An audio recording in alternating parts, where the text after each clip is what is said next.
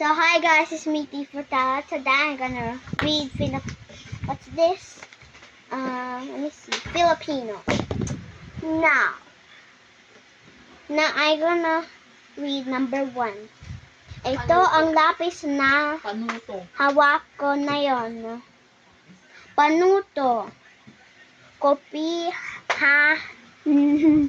Kopyahin sa kuwa, derno, punan, ang patlang ng tamang panghalip. Patrol, ito yan, dito, dyan, at doon. Ito ang lapis na hawak ko na yon. Halay mo.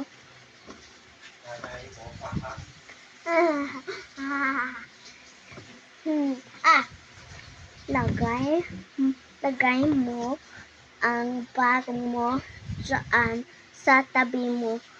Iyon ang bahay na nasa tuktok ng bundok. Halika dito at sabay tayong kumain. Iyan ang librong nasa kamay mo. Number 6.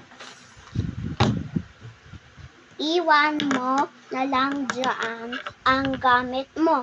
Iyon ang paborito kong lugar noong bata pa ako. Umupo ka dito sa pakanteng upuan.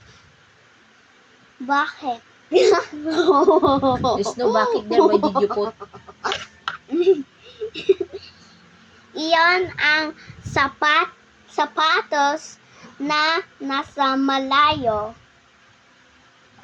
Dalihin mo dito ang iyong mga gamit. Bye guys!